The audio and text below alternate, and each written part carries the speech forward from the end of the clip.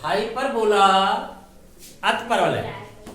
अगर आपने दीर्घवृत्त समझ लिया है तो अतिपरवलय समझना और ही आसान है। कैसे?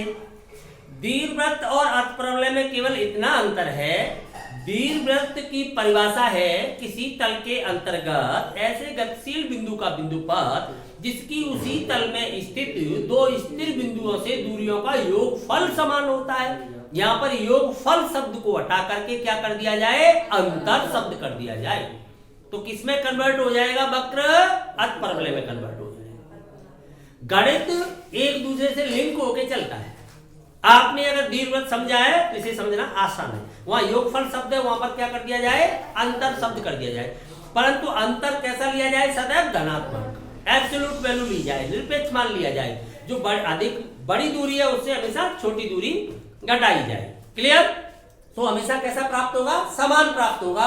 और कितना प्राप्त होगा? अनुप्रस्थ अक्ष की लंबाई 2a के बराबर प्राप्त होगा। वहां पर किसके बराबर प्राप्त होता था योगफल? दीर्घ अक्ष की लंबाई 2a के बराबर। तो यहां पर अंतर क्या आ जाएगा? दोनों स्थिर बिंदुओं को नाभि वहां भी कहेंगे, यहां भी कहेंगे।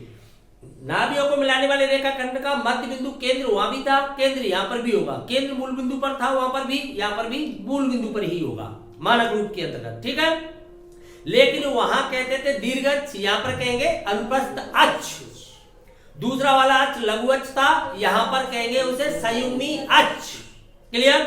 संयुग्मी अक्ष के जो अंतिम बिंदु है, एंड पॉइंट्स हैं, वो वक्र पर नहीं होंगे, जबकि वहां पर लघु अक्ष के एंड पॉइंट थे, जो अंतिम बिंदु थे, वो भी वक्र पर थे।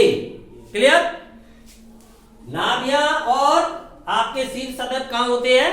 अनुप्रस्थ अक्ष पर। तो एक अनुप्रस्थ अक्ष ट्रांसटिव पर यानी ट्रांसवर्स एक्सिस हो जाता है, तो दूसरा हो जाता है कॉन्जुगेट एक्सिस। क्लियर? यहां पर अनुप्रस्थ अक्ष की लंबाई 2a, संयुग्मी अक्ष की लंबाई 2b एवं नाभियों के मध्य की दूरी 2c ली गई है। 2c ली गई है। ठीक उसी प्रकार से तो नाभियों के निर्देशांक x अक्ष पर होने पर क्या हो जाएंगे? Plus minus c0। शीर्ष क्या हो जाएंगे? Plus minus a0। यहाँ पर मैं देख रहा हूं जो नाभियां हैं वो शीर्षों से अधिक दूरी पर हो गई है केंद्र से, तो शीर्षों के मध्य की दूरी है वो कम है, नाभियों के मध्य की दूरी है वो अधिक है, जबकि उसमें इसका उल्टा था। क्लियर? पता कैसे लगाएंगे कौन सा अनुप्रस्थ है, कौन सा संयुग्मी है? जो प्लस वाला पद है उससे पता लगाएंगे, वो हमेशा क्या होता है? अनुप्रस्थ होता है। जो माइनस वाला पद है वो संयुग्मी को बताता है। राइट में एक होना चाहिए मानक रूप के अंतर्गत। तो हम देख रहे हैं यहाँ पर x अनुप्रस्थ है, तो यहाँ पर y अनुप्रस्थ है। a स्क्वायर b स्क्वायर नहीं बदलेंगे, वही रखेंगे, अन्यथा फॉर्मूला बदल जाएंगे। क्लियर?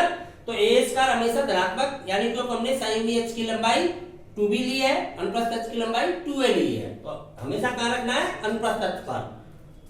तो ये सब क्लियर? नाभिलंब जीवा की लंबाई 2b स्क्वायर अपॉन a, वहां पर भी यही थी।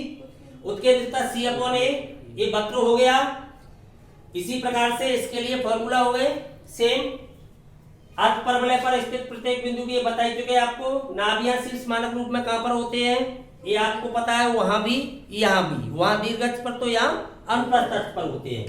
और मूल बिंदु कहां पर होता है? केंद्र पर। केंद्र मूल बिंदु पर होता है, केंद्र मूल बिंदु पर। क्लियर? समझ में आ गया पूरा सिस्टम? ठीक।